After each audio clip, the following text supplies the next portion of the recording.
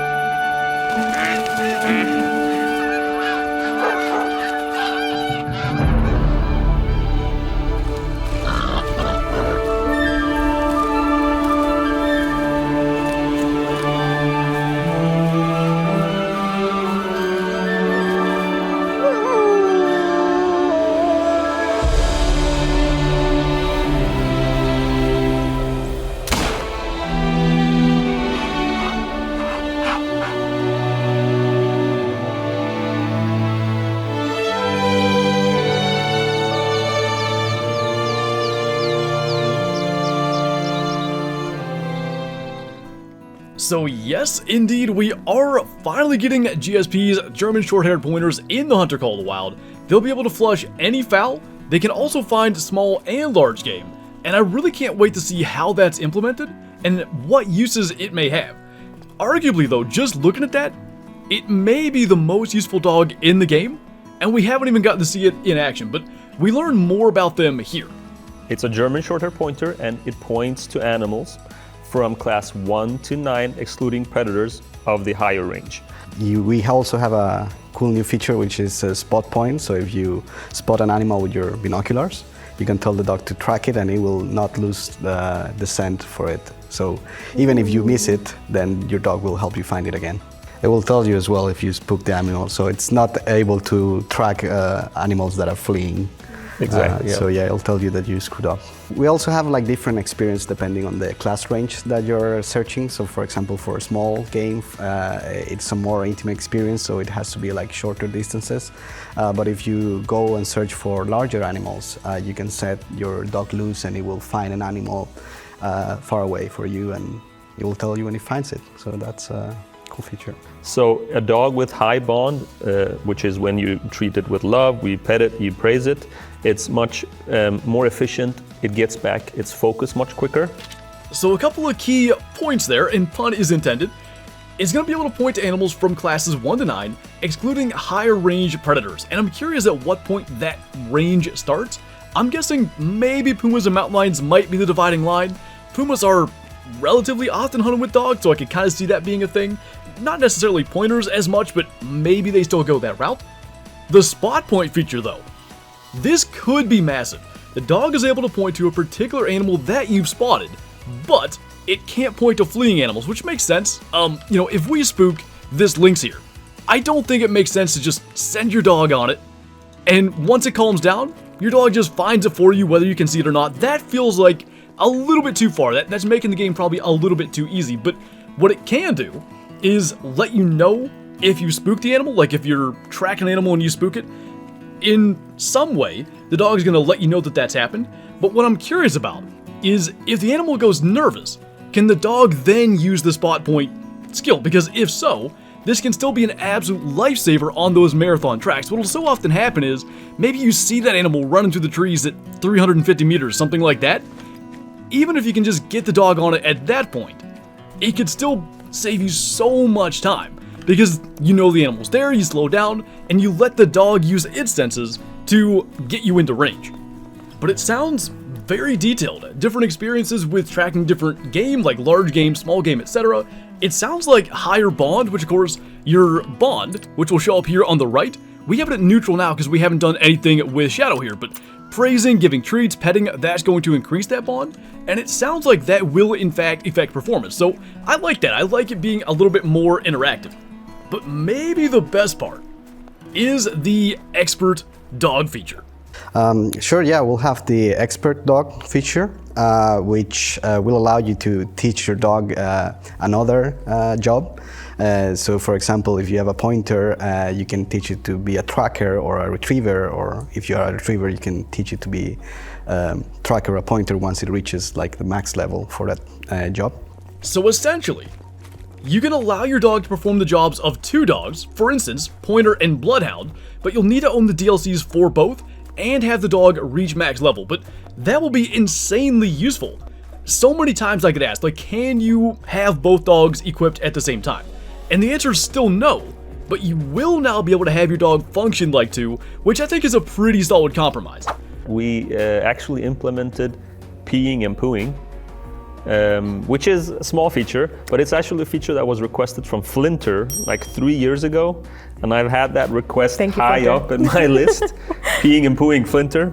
And it's actually a really good request because we have genders for the dog. You can have male and female, but there's no difference. It's just a cosmetic difference. But now you actually also get the correct peeing and pooing animations depending on if you have a female or male dog.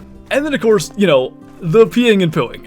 I mean, there's been a lot of features and things I've suggested over the years, and I find it hilarious that they actually not only added that, but specifically pointed it out. But I do think it's going to be kind of cool. They talked about the animations being different for male and female, which of course they would be in real life, and it's just one of those little immersive things. It's not something that on any given day you think like, wow, that really makes or breaks the game, but when you're just hunting around and you see that, especially if you hunt with dogs in real life and it's a part of the hunt, I think it's just that little extra detail that adds a little bit more immersion, and I think that's really cool. So there's still a lot more regarding the dogs to get into, but as I said, a ton to cover today. We're going to move on to the next thing, but I highly recommend you watch the winter show if you haven't already seen it to get all the information, and I'll have that link down below. The next thing though, maybe a bigger addition than the dog itself, a new area to hunt it.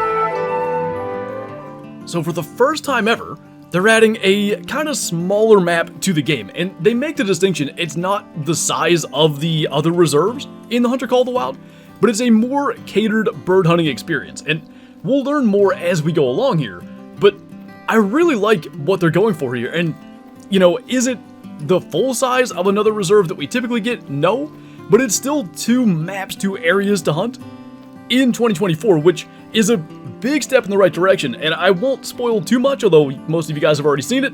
Learning about the 2025 stuff that we'll get into at the end, it looks like this direction that they're moving in with Salzwiesen Park is going to continue and kind of expand back to what it was.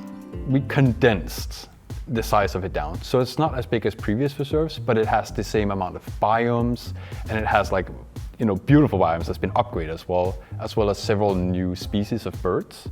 And overall, like, improvements, both AI-wise and also, of course, for the animations, and for other animals we've done a remaster as well.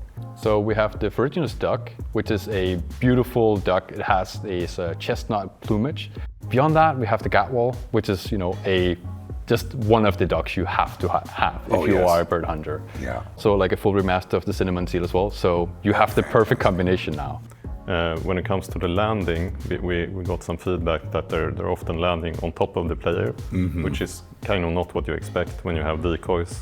So now they're actually going to target the decoys instead. They're also going to come in as a group rather than one by one, so that should also be a bit more realistic. With this release, we're also releasing a shotgun, and this is a 10 gauge over and under shotgun. Let's go. So we have 2 new great ones for the first time coming out. The pheasant, Yes. the Dark Souls of great ones we're introducing to the game. It is the great one fox. So as I mentioned earlier, it's a smaller map, kind of more catered to bird hunting. And although it's smaller, there's still the same amount of biomes. So you can imagine those biomes are going to be just a little bit smaller than on a typical map. And there's several new bird species coming with this map, which of course you could probably expect due to the nature of the map itself. AI and animation improvements, which are actually really big, we'll get into that in just a moment, and then remasters for a couple of species on that map. We also have the 2 new species, Ferriganus duck, I might be saying that incorrectly, but they actually look really cool, and then Gadwall as well, which are one of my favorite duck species. They've got them in the Hunter Classic. They look awesome, and just based on what Classic did years and years ago with rares and what the Hunter Call the Wild has done with rare bird species, I think the rares are going to be really, really cool for them, and probably for the Ferriganus ducks, if I'm saying that correctly as well. But then, we also have the clay shooting range, which has a ton of detail. This is one of those things that I'm not going to get into too much because there's a bunch to talk about today, but it's coming with an over and under 10 gauge shotgun as well. Multiple different modes for clay shooting, multiplayer in mind with the development. I think that's going to be a lot of fun to do clay shooting competitions. But 2 new great ones coming with this map, both pheasant, I don't know how you grind for a great one pheasant, but I can't wait to find out, and red fox. The red fox great one has been suggested for so long. It's always been that thought of like, this would be really hard to get. Now I will say, as they've added other maps, maybe something like Emerald Coast, even New England Mountains, there are maps that I think hunting red fox will be easier, but I still think that's going to be an insanely tough grind. And I'm going to jump ahead here to the Discord Q&A. We've got some additional details that we're going to talk about at the end of this video from the developer Q&A, but we have the number of variations for each great one confirmed, and for the red fox there's going to be 9 variations. For the pheasant there's going to be 8. Something else that was noted though, the red fox size is not going to be different from regular red foxes. It's going to be all about the colors. Now what I wonder for that, will the weight estimate be different? Because we already talked about the difficulty, really, of both of these species. I think there's going to be some really tough great ones to get. But especially if you can't, determine it by weight. That's one less way to, maybe find it, picking up that track and knowing, okay, the great one's on the map. You're going to have to spot it, I think, based on what they're saying there. And that just adds an additional layer of rarity. So, next we move to the Hunter's Choice Weapon Pack. If you guys remember back months ago, there were polls in the official The Hunter Discord where, basically, the community got to choose from a wide range of weapons to put together our own weapon pack. There's a trailer for that as well, so let's take a look at that.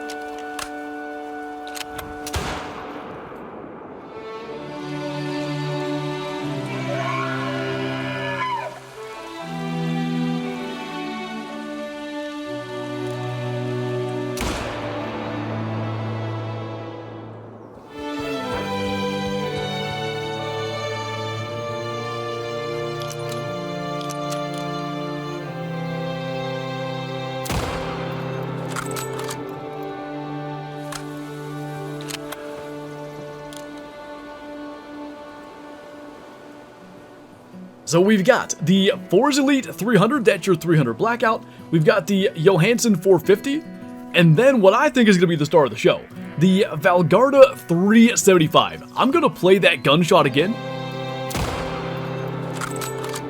listen to that thing. That sounds like a 375, and I cannot wait to put that into action. So we learned a little bit more about the weapons here as well. Even though the whole pack is bolt action, we tried to make them feel a little bit different with the tools we have and the time we have. All of them have different iron sights. One of them has like a little bit of motion where you switch the searing distance. It changes the flip stuff like that is fun. Oh, cool. All three weapons are, of course, bolt action, but there was an effort made to make each gun feel different. And one even has an animation for zero changing, which I think is pretty cool. Maybe like the 470 or the Gander, where you actually see the character changing something physically to adjust the zeroing. Really curious which gun that's going to be and how that's going to work. So I like that type of thing. I really do think it's kind of like the dog peeing and pooing that I talked about earlier. Just a little detail that adds just an additional layer of immersion. But all I know is, I can't wait to get my hands on that 375 and those grizzly bears as we hunt for an albino gold grizzly, buffalo, bison, yak up in the northern mountains of Sudapaton. They better watch out, because I think that's going to be a new favorite. And now, just quickly, we'll get into some of the further Discord Q&A details. So, one thing that is fairly minor, I think, in the grand scheme of things, but I like it, reduced the sense of smell for ducks and increased other senses to offset that. I've always hated that birds would win to me. It's just not really a thing in real life. So I'm all for this. Even if it does mean we're gonna spook birds, by running more, they'll hear you or see you. I'm fine with that. I just, if I'm sitting still and there's a bird 75 yards away, downwind, it shouldn't know I'm there. So I really like that they've gone that route. Now, red foxes, as we mentioned, are on the list of remastered animals, which is unsurprising as they are one of our two new great ones. But red foxes have gotten a remaster before. So I'm curious, I don't think it was the greatest remaster. They look good, don't get me wrong. But there's a couple of, I think the orange fur looks a little funny. So I'm curious what this means. There's another remaster for red foxes. Hopefully they look, as good as they possibly can, and I'm sure they will. Now we do also have the weapon classes for the Hunter's Choice weapon pack. So the Valgarda 375, classes 7 to 9. I'm cool with that. I kind of wanted 8 to 9, but that just gives it more coverage. So got no problem with that. Still be able to hunt, anything that we can hunt with the 300, 338, things like that. The 450 is classes 4 to 7. So you can hunt deer with it, obviously, and you can hunt things up to, reindeer, caribou, black bear, those sorts of things. I think that's a pretty good range for it. And then the 300 Blackout, going to be classes 3 to 6. I feel like that fits pretty good. And ballistically, a 300 Blackout is fairly similar to a 30-30. 30-30 in Hunter Call of the Wild is classes 2 to 6, so we're not going to be able to shoot foxes and coyotes and things like that with the 300 Blackout, at least not ethically. But I think that's pretty fair. I like the ranges they've gone with here. And again, I'm just really excited to get my hands on that 375. Now we also do get to see the new Great One logo for the Pheasant Great One. By the way, I talked about, letting me know what you guys think in the comments. What does a Great One pheasant entail? I'm having a hard time imagining what that looks like. And I'm curious, what are you guys' visions for what a Great One pheasant might be? But the feathers in the logo look great. I like how well they kept the theme. It really fits. And hey, that means, Great One turkeys or, I don't know, any other Great One bird down the road. They've got a logo that they can use for that as well. So we've got the variations confirmed as I talked about for the red fox and pheasant, 9 for the fox and 8 for the pheasant. And man, so much stuff. I mean, I hope they do this down the road. I really think this was a cool way of relaying all the information. And now that we know this is at least on the table, it's something to look forward to in the future. A couple of weeks ago, there was this thought that, okay, we're not getting a new map in the winter because we haven't had any clues, but as much as I like clues, this was a really cool, concise way of delivering a ton of information, and I'm a fan of it. I hope they take that route going forward. But anyway, I think that is everything I wanted to cover today. As I said, there's more information in that winter show. I think it's like 51 minutes or something like that. So definitely go and take a look if you haven't seen it already. Just super exciting stuff. And once again, let me know in the comments, what do you think? What's your favorite thing coming to the game? Which of those weapons, which of those great ones are you going to be going after first? And I think on that note, that's going to do it for this video. So as always, thank you guys for watching, and I'll see you next time.